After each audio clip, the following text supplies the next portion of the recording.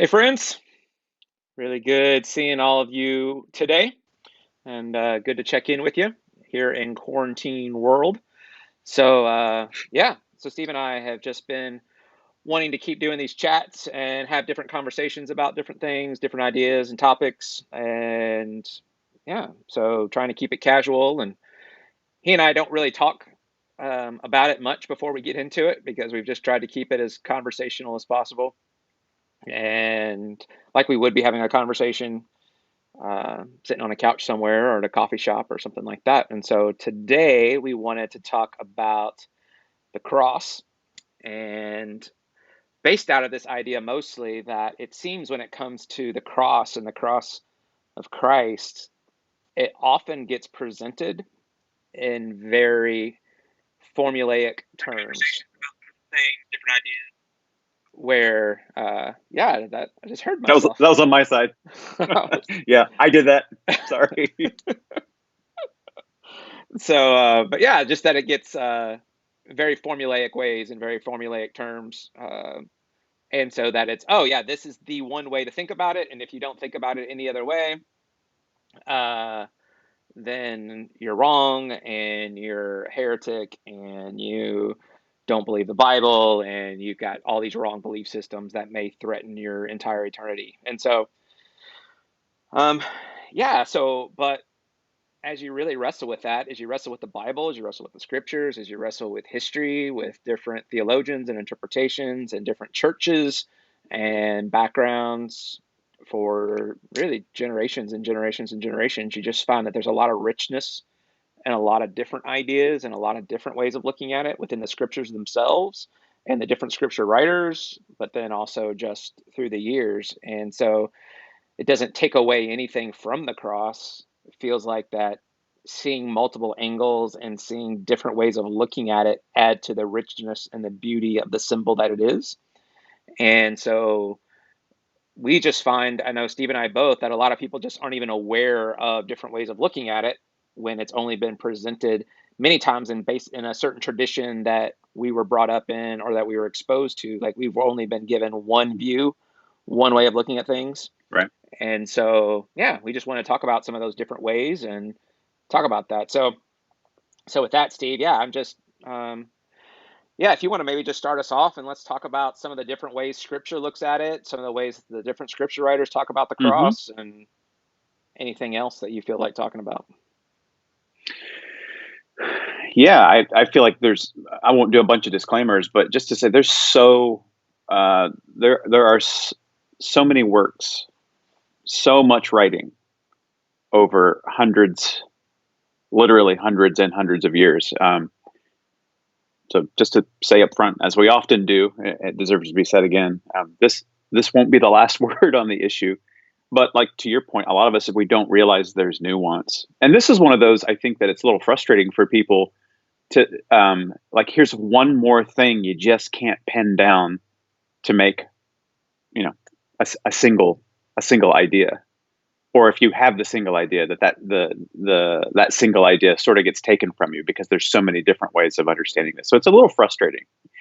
This is one where I found a lot where if this like conversations about hell and the cross and literal resurrection stuff, once you start messing with those, people are like, well, then what's the point? And so it can kind of function that way. So if you hear something that you've never heard before today, I think it might just be helpful to point out that this is a literal couple thousand-year old conversation, and it hasn't scared anybody off in the past. So don't feel like if you get a little rattled today or in your further research that it's a really wide road with a lot of lanes. You could switch lanes. So there's a lot of different views of the scripture in the scriptures and outside of the scriptures that talk about the cross and what it meant. I don't know if have heard all of them, honestly, um, because I grew up in the West and grew up, as a kid through young adult as a Catholic, and then became a Protestant. But that still limits me, and I certainly haven't read a ton compared to how much is out there. But so the cross in the scriptures, Jesus being crucified on a Roman torture stake, gets presented several ways. You get in no particular order, I don't think. Well, so the dominant one, this would be the order. The dominant one would be the cross is sacrifice. So the cross is the means by which Jesus is perfectly sacrificed. But then there's also Jesus being crucified. The cross is the victory or the triumph of Jesus. Christus Victor, I think is how you say it. Crysis Victor. That it's the cross. There's a whole other theory about that the cross is the means of forgiveness.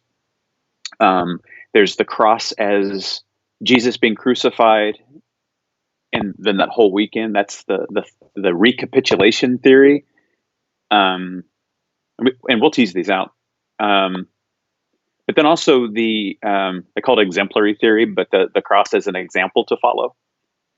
And so again, I don't think that's 1 to 5 necessarily, but definitely the first one. And Jonathan, I know you've got a lot to say about this, but talking about the cross as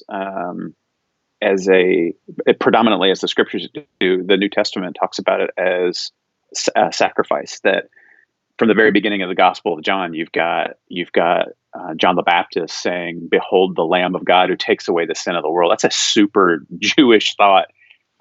That counts on the audience, both John the Baptist's audience and then John the Gospel writer's maybe original audience, living in a world where people sacrificed animals, which wasn't exclusive to the Jews. There's different cultures around the world through history that have sacrificed animals. But the idea being that the sacrificed animal, what's happening to the animal should have in some way, symbolically or literally, happened to you because of some level of sin. And Jews ranked sins for different reasons. And so for Jesus to be the perfect sacrifice, John calling him a lamb, that made a lot of sense. The original audience is Jewish, living in a sacrificial culture where you sacrifice animals or grains, that you're hoping to appease a God that would otherwise be angry or disappointed or frustrated with you unless you did that. The New Testament is a Jewish document. Even when it's to Gentiles, it's a Jew, Paul, writing it to Gentiles and explaining that. And so the biblical tradition of sacrifice and ritual is super common. And so it makes sense that that's going to be one of the dominant ways to talk about it. But you and I'm guessing 100% of the people watching this, at least in the high 90s, have never sacrificed an animal for ritual purposes. Trophy hunting maybe would be that, as I think about it. But in order to appease or provide yourself propitiation or expiation, we don't do that. That's not the culture we come from. And so right away, the dominant metaphor in the New Testament for what the cross means is alien to us because that's not our culture. So we already, from the outset of the New Testament, from the outset, at least John's Gospel, the first chapter, we have to start thinking like, well, then what's our version of it? So maybe before we get to the other ones, the cross as a sacrifice. I didn't know if that rings any bells for you or brings up any from like your training and your upbringing. My training, that sounds very Mr. Miyagi-ish, but yeah. So no, I mean, I think what it highlights for us and the important parts of the conversation is just that, um, yeah, that we're dealing with this pivotal moment in human history and the pivotal moment of our faith tradition and the way that we talk about it is was discussed early on in a way that made very clear sense to people. It was a visual, the way people used the symbol and the way people used it to point to certain things was in a way that made complete sense in their tradition and in the way they grew up and the way that they did their daily lives. And so I think part of the puckering that happens in uh, discussions about faith is when you entertain the idea of looking at different metaphors and different ways to talk about it, Uh-huh. that it feels threatening to people, because it feels like, oh my gosh, you are messing with something that is set in stone and that is concrete, versus, oh, not realizing that this has been done for thousands of years, that all sorts of different Hmm. cultures are looking at their particular culture in church history, even from the very early, in the 200s and the 400s and the 600s, all the way to the thousands, the first, millennia, um, AD, then where you've got people that are looking at their current context, trying to figure out, okay, how do we explain this in a way that makes sense with the world that we live in?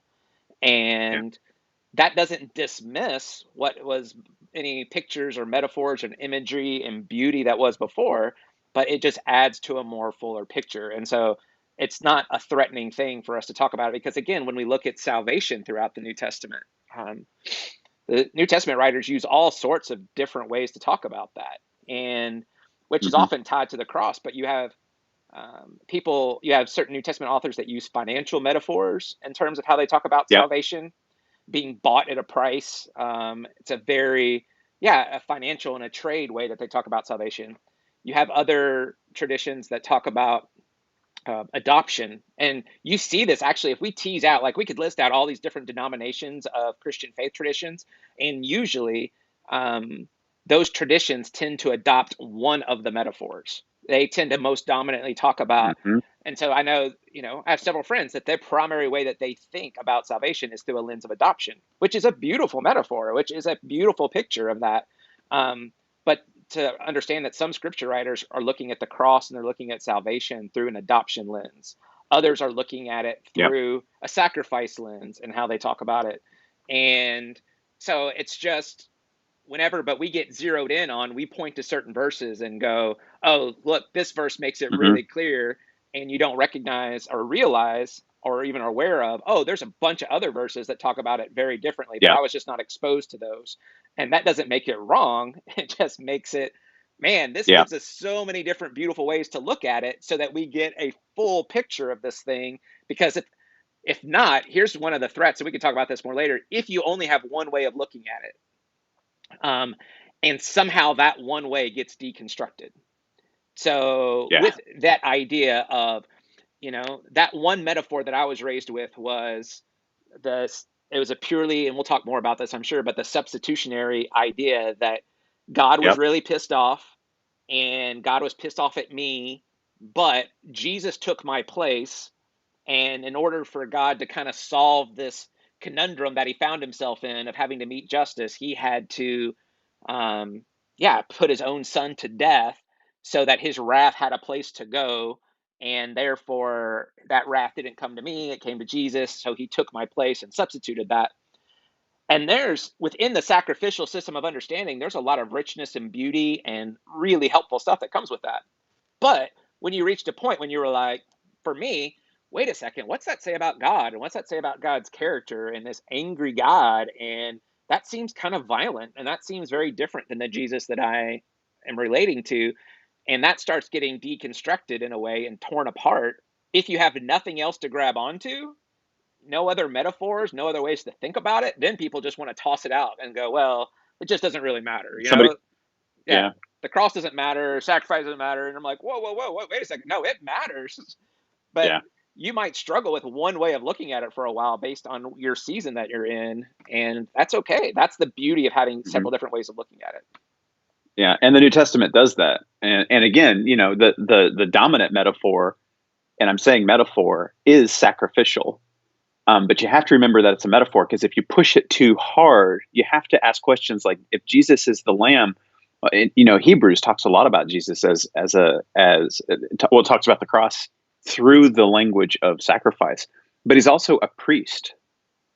Um, and so if you keep pushing that, then you have to look at the actual crucifixion that happened and realize, well, wait a minute, it was the Romans who did the killing.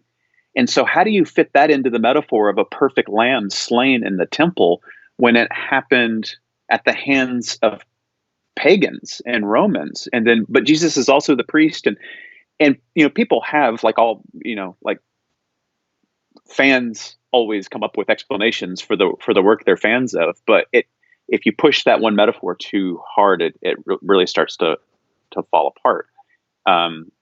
Which really isn't the metaphor's fault. It's the weight that we're placing on it, or feel like we're supposed to.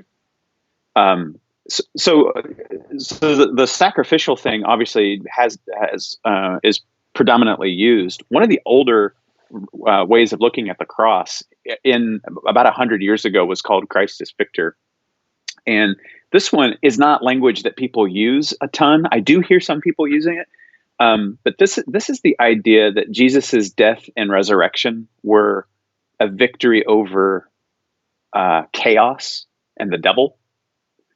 And so that idea is like, and I think about this one every time somebody says God is in control.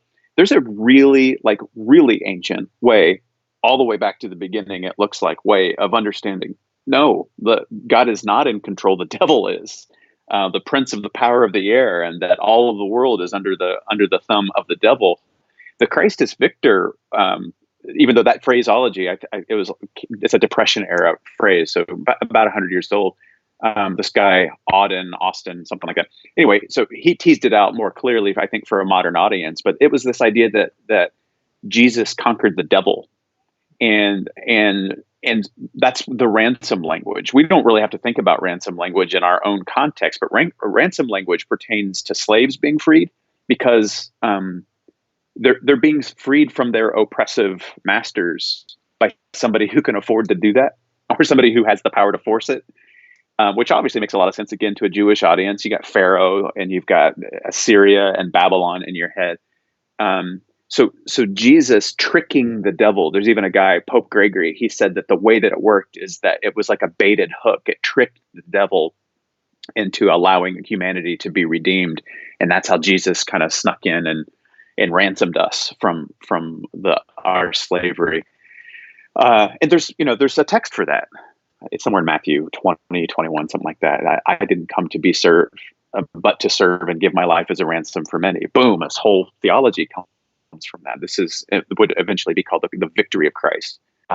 He paid for us. He bought us by dying and tricking evil. Look, he lost. Nope, ta-da, 3 days later, he came back. This is older than what you just talked about. This idea of the Crysis Victor, the roots of it go back further and are still alive and well in some Eastern circles, more than the thing that you just said about the substitutionary thing. So I'm just fascinated by that. That's not the read I take, but I'm fascinated with it. So there's a whole period of time in Christianity that it's like it's like 10th, 11th century. I don't know as much as I would like, but maybe some of the audience knows about it. Maybe you know about it. I don't know. But like Anselm and those guys, that's where, 11th century, 1000, 1050, right in there somewhere. They started changing the ideas about God deceiving the devil and all that. And that's where the substitutionary atonement idea comes from. That's about the time that the word atonement was even invented. At one meant like this idea of trying to get it from a European perspective. How do you translate these Hebrew words so we can understand what's happening when something gets sacrificed? Well, there's a reunification.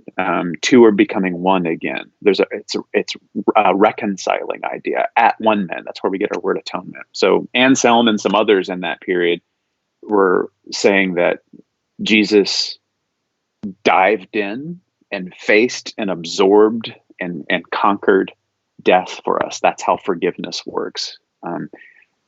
Took on what was going to eventually happen to us because the world was just so evil, and stepped in our place. So there's more richness to it, and definitely more detail to it. But even that is different from penal substitutionary atonement. So substitutionary atonement and then penal substitutionary atonement, because then as culture starts to shift and you have Christendom and how that affects government, and it's way more popular than ever, and it's spreading and it's starting to affect how nations are started.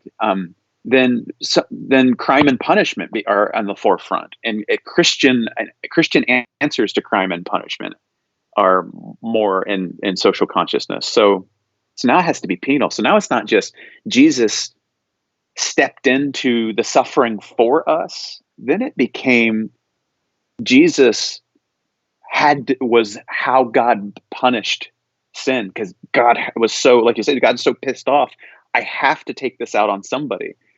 So it's for God's sake, so that God could continue to be just and loving, as though those were different ideas. This that affects the lyrics to a lot of our hymns. That affects why many of us got up out of a pew and walked forward.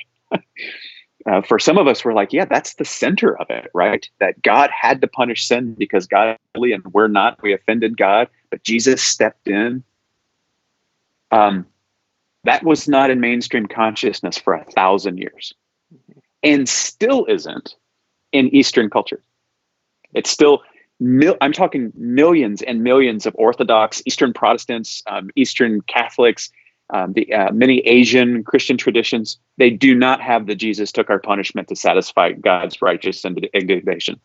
They don't have that. They don't have somebody had to be thrown into the volcano or it was going to burp lava all over the village. And so it was Jesus. They don't have that. They wouldn't understand our hymns.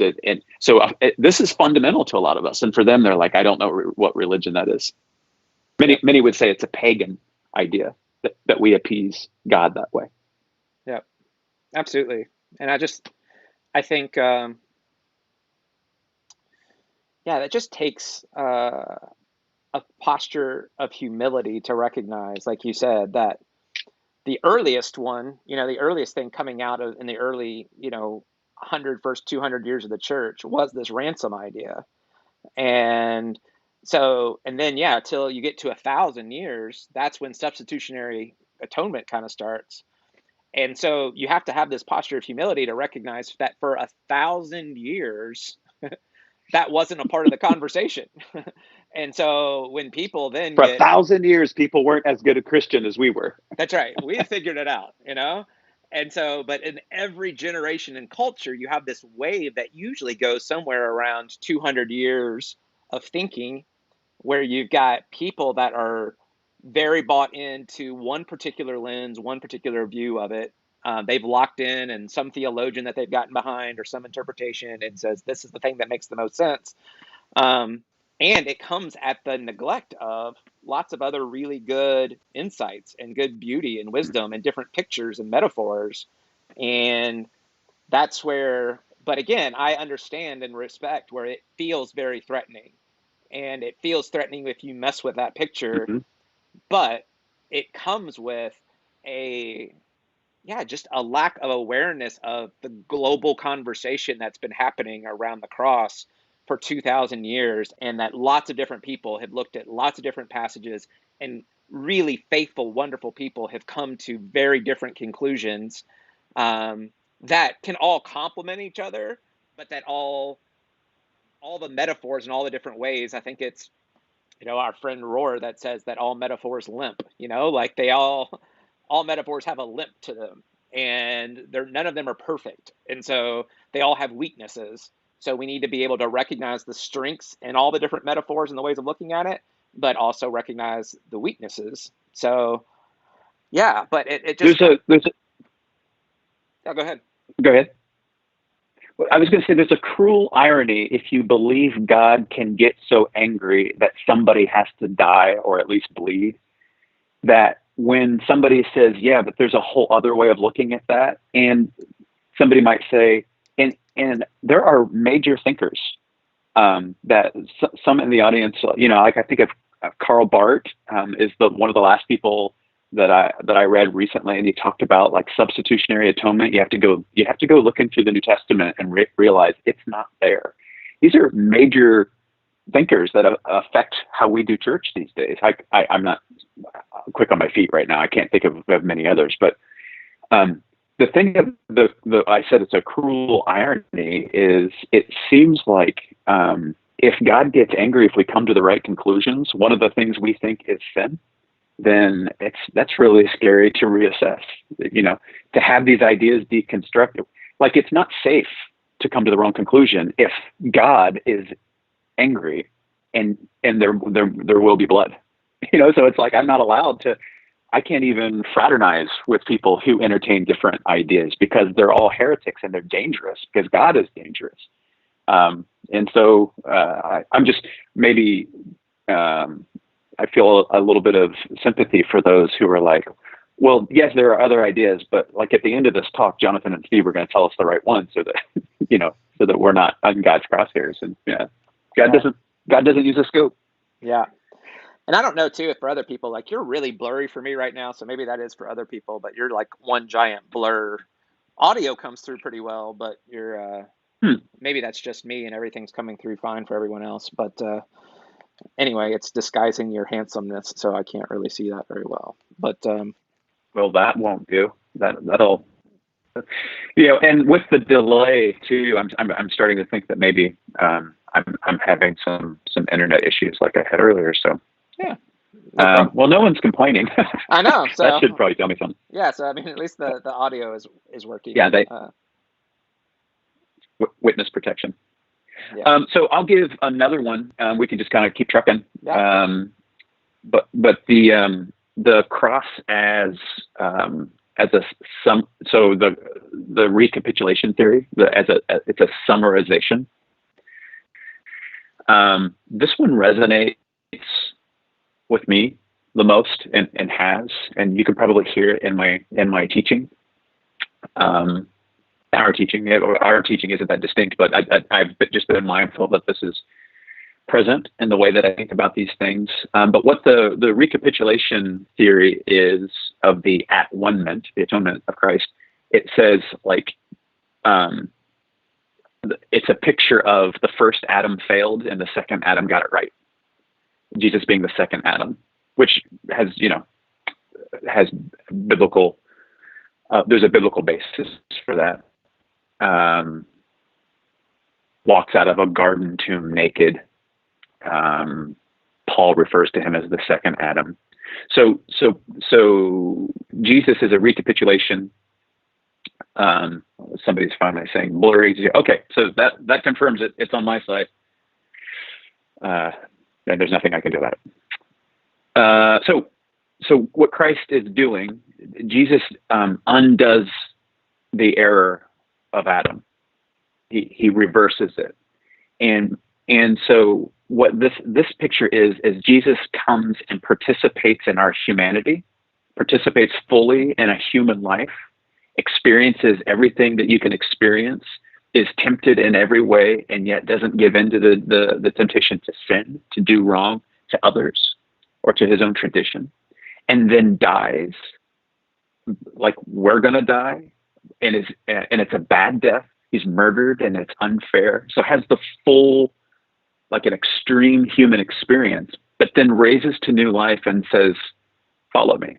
And so the idea with the cross as a recapitulation is Jesus saying, I am going to become like you so that you can become like me. How far you want to take that depends on who you study. Us being invited into the very divinity of Jesus is how some people take it. Other people take it that we are become one with God through Jesus and share in that, in our original, untarnished image bearing. But yeah, so that's a theory that kind of runs in the background a lot, but it's a whole separate line of thought. The cross, and if you read the New Testament through that lens, it's pretty interesting that Jesus is having a full human experience, goes all the way out the other side and says, that's how you do it. And now you can join me into something better than Adam, the original Adam, invited you into. Yeah. And then we can talk about that more, I guess, if you've got something to say. But then the last one is the exemplary model, the exemplary theory. The cross is a moral example. And this one resonates, I know, with both of us. But it's the idea that God's love is expressed, self-sacrificial love. What the cross shows us, look at all this evil happening, and Jesus refuses to become the evil that's happening to him. In fact, prays for his abusers. Forgive them, Father, for they don't know what they're doing.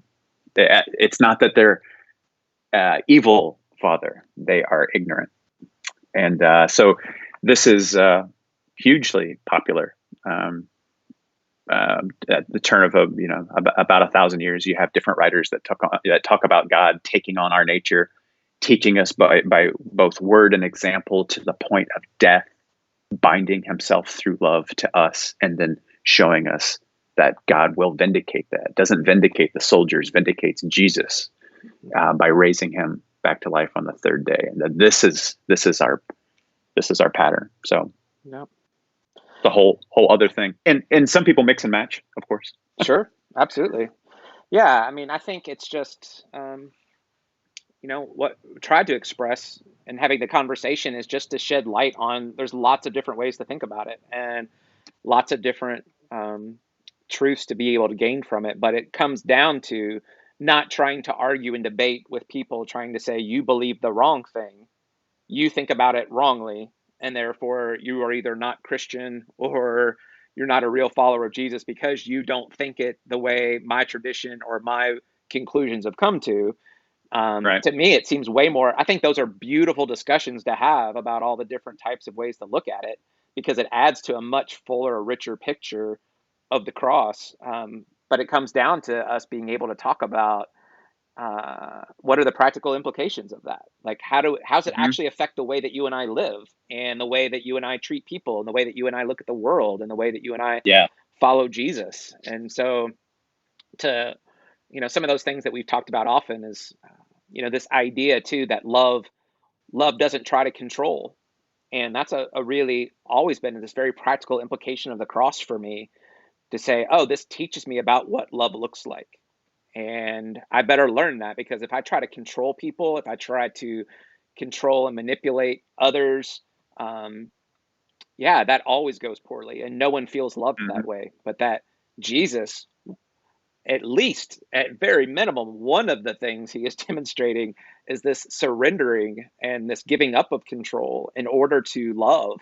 That, you know, as Philippians writes, the author of Philippians writes, that he emptied himself. And it's this, oh, okay, I'm giving up control. I'm surrendering control in order to express love. And to say, oh man, that's a really powerful, practical Hmm. reality that affects how I treat my friends, how I treat my family, how I treat a stranger, how I treat different people who disagree with me. If I'm trying to control you, there's no way you feel loved by me. Yeah. And that's one of the things that we can look at the cross and go, oh, this is what love looks like and ultimately expressed. Um, but that, to me, like those conversations, as great as the other ones are, it's like none of us know exactly, but it's really good to discuss. But the application of it is what really Hmm. matters. So Yeah. let's figure that out. So, but yeah, Yeah. but I know there's lots of other practical ways too that we've teased out and we can talk about it. Yeah. There are personal applications, and then just societal applications. And we're always, I know you and I and a lot of others are always trying to strike a balance, or talk about both sides of that when we teach and when we think about what actions to take on the micro and macro scale. Like I to have a cross in a building or in the name of your church, Crosspoint. um, it's been so many different kinds of symbols to so many people, but ultimately, if you think about what it is, that it's an imperial humiliation and terrorism tool. And it's fine if now it's something that when you look at it, it inspires and reminds you of your best self, or reminds you of God's goodness, or that's fine. But for me to go back and recognize that it was a torture stake, and just the mere sight of it was to remind you that you had no power. The cross, and for the Good Friday service, Padraig, in his meditation on it, he said this, and I can't quote him, but he was talking about that when we talk about the cross, or showcase somewhere in our life a cross, it's good to remember that the cross is an accusation. It accuses the powers of uh, of their evil. So the cross is an accusation against power and bullying and violence, and how all those things get embraced by the spirit of empire, which we're still capable of doing now in lots of different nations. And then how empire does that and then lies about it. And he makes this point too. The empire always does this and then it lies about it. It says, it calls what it does good and virtuous and peace, but it slaughters and oppresses and then lies and calls it good. So really fundamentally, the cross is an accusation that power has been misused. But then it doesn't say, and therefore we're gonna cross you. We're gonna crucify you back, which is an impulse that I have. I have it. I have it at the grocery. I'm going to do to you just a little bit more than you did to me because I don't. There's a power imbalance. But I think that it's important to remember how it was first thought of. And I mean, as you know, when was the first year the cross was used symbolic? It was the fish at first, right? They didn't, or the lamb. No, nobody wore crosses for the first few hundred years as Christians. Nobody adorned their neck or their altar with a cross. Anyway, so just remembering the power societally that the cross says, there is an evil in the air, and I'm not going to be part of it. I'm a citizen of a different sort of kingdom, but I'm not going anywhere. I'm gonna exhibit that right here. Yeah, which, if memory serves correctly, one of those big turning points of when it became very popularized was Constantine, and in this sign, conquer. And so then it became a Christian version of, okay, yes, I'm allowed to conquer and to do all these very things in the name of power and the name of oppression, but label it Christian. Good power. That's right. Label it Christian and it be okay. And so it got hijacked by empire. And one of our people that we've continue to learn from, Lisa Sharon Harper, where she talks about that so many of us don't realize that our faith has been built in the halls of empire. And that's the way we understand it. It's the way we've come to know it. And so we've been brought up in a culture where the cross very much still is being used as a 1700-year-old conquering symbol to say, oh, I'm going to conquer in this way. And sometimes very much aligns itself with, kind of the oppressive power of Rome and what it was used for in the beginning, because it got hijacked. And we've lost the sense of, oh, this meant that Jesus wasn't victimizing his people back. He wasn't creating other victims. Jesus wasn't going and saying, now I'm going to retaliate against you and I'm going to use evil against you the same way you used evil against me, but because I call it Christian, then it's good. So those are the things that I hope the cross wakes us up to. Yes. And that's why I think it's important to have a bigger, well, there's several that I think we've covered, but it's so important to have a greater historical view of what the cross has meant to people, and not just those in power. It has also meant we could paint it on a banner and on your shield and then go and slaughter people. So that's an equal meaning of it. But, to think about the fact that if we don't rightly think in terms of what it meant for Jesus, before we get to later, what's the theology of it? Like, nobody was standing and watching Jesus being killed going, what's the theology of this moment? Like, who was the first person? How many years after was the first person that was like, yeah, it actually happened, and it was awful and it was bloody and it shouldn't have happened. But what's it mean for me? I don't. Maybe it was Paul. I don't know. But the idea that God doesn't use violence, but we do, and God isn't primarily retributive in God's justice, retribution. It doesn't slap back, but is restorative. Those are important words. Retribution versus restoration, retributive justice versus restorative justice. That Jesus shows us what God is like, and Jesus restores. Jesus puts people back the way that they're supposed to be and offers a way forward where all of us can be where we're supposed to be. If we don't have that right, then we're left thinking here in 2020, well, some violence is good. All you have to do is determine ahead of time that it's good. And if you can put a cross on it, great. If you've got a Bible verse, great. But Jesus didn't actually live that way. The cross, the symbol, and just saying God generically can turn it into that. But Jesus suffered evil and refused to become that evil. And that's what God vindicated and validated 3 days later. And so whatever theology somebody takes and however you are going to apply it, don't just grab meaning out of the air, or grab meaning out of the last 300 years of error because somebody said it in Europe sort of recently. Really go back and look at the life of Jesus, because it's Jesus on that cross that gives the cross any meaning I think that we should be applying in the first place. Yeah. Or singing about or doing church about. No. Yeah, that's so true and so good, because again, many of us have ideas of what we think. Different people have interpreted to have ideas of what they think Jesus will look like someday, or what God will look like someday, or how that justice gets unleashed on the world. And we forget to look at what God shows us that God looks like through Jesus, that we get to see on the cross. Oh, this is what God looks like. This is what God's love looks Mm-hmm. like. But it's so interesting that Yeah. we find ways to argue and try to convince ourselves, oh, no, there's another version of that that's coming. And with the AK-47 on a cloud coming down, trying to blow everybody up. And it's like, oh, no, wait a second. Like, this gives us the picture of what God looks like. And we can look at the cross. And that's important. In the way of Jesus is just as important for us from a relationship metaphor.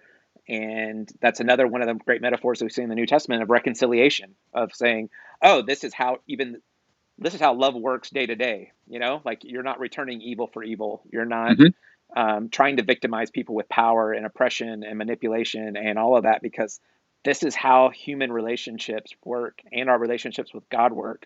And that this is about teaching us about reconciliation. So anyway, yeah, Mm-hmm. I think those are I mean, we've said a lot in the last little bit, so feels like a good time to start kind of wrapping up. But yeah, there's a whole lot to say about that. We can continue to talk about it. So if there are questions out there that people have that you want Mm-hmm. to ask,